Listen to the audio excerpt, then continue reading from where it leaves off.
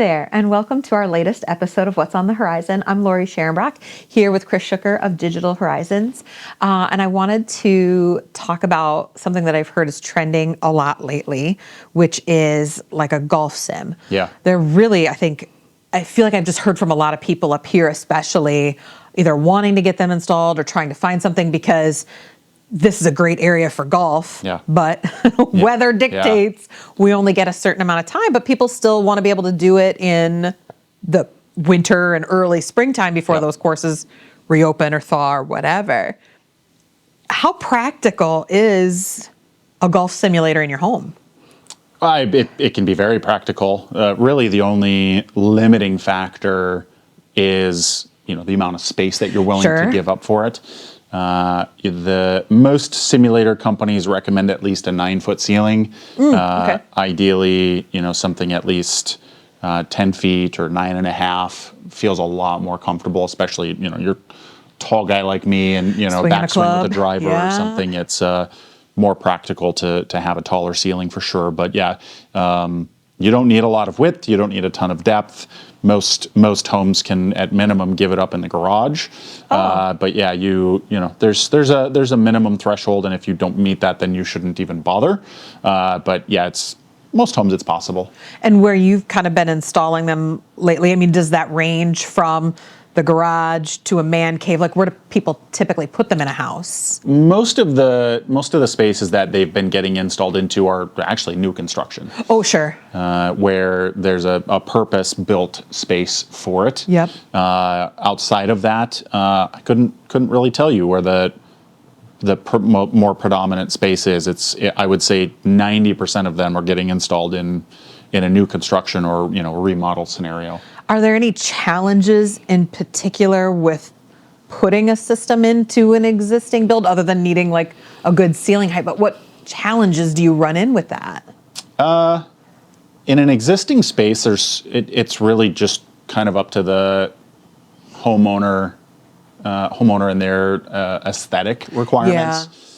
Because you can put anything anywhere. It's just a matter of what do you want it to look like. Yep. So if you want things integrated and wires hidden and all of the things that come with technology, the challenges is basically just up to the homeowner and how they want things to look. In a new construction scenario, you can plan all of that stuff out. You can have your conduit and infrastructure and power and everything in place for where it needs to go.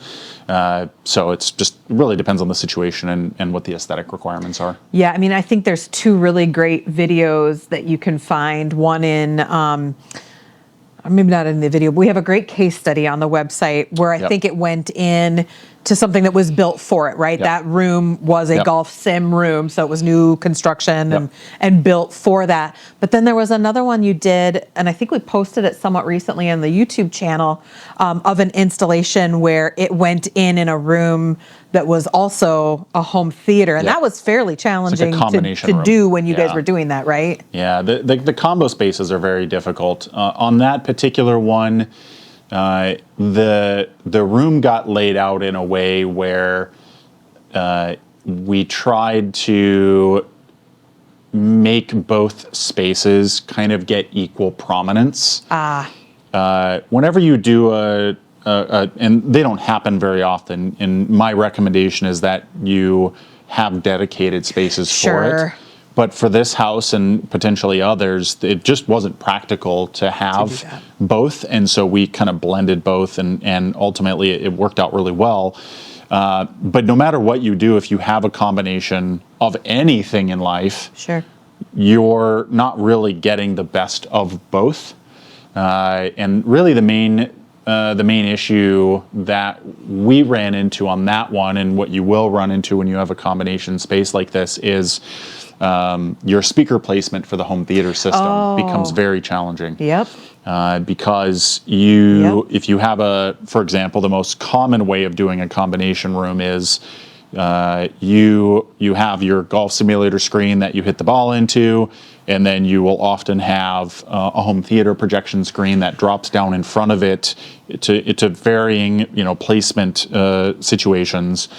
And what that ultimately means is that when you have a home theater screen in front of a golf simulator screen, and the golf simulator screen, you can't put anything behind it because balls are flying at it, and that screen can't be perforated for sound to come through, where you should be placing your left and center and right speakers directly behind the screen, you can't do that.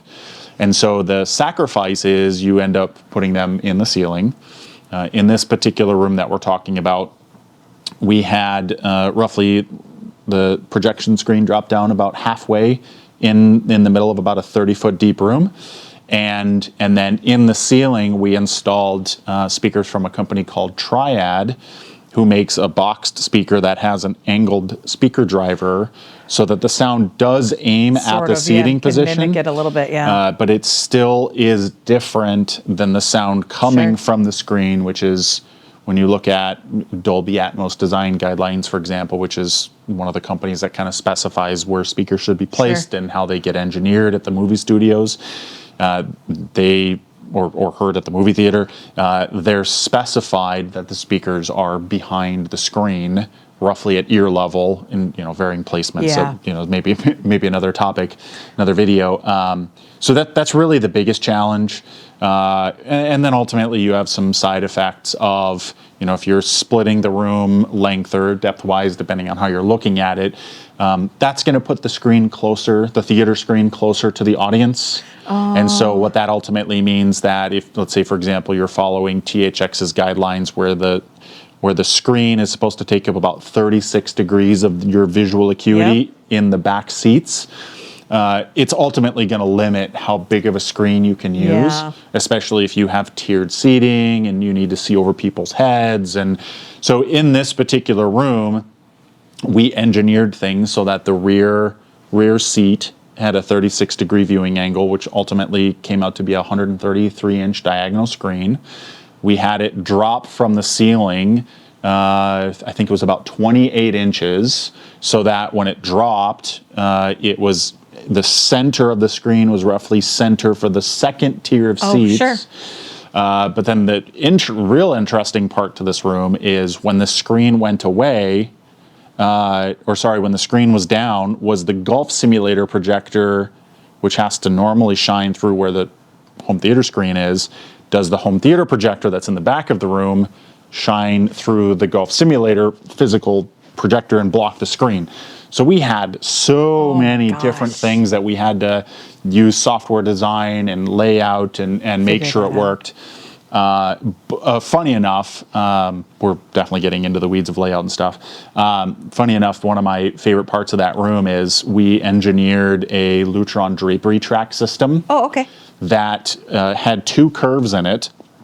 And so, it didn't have curves.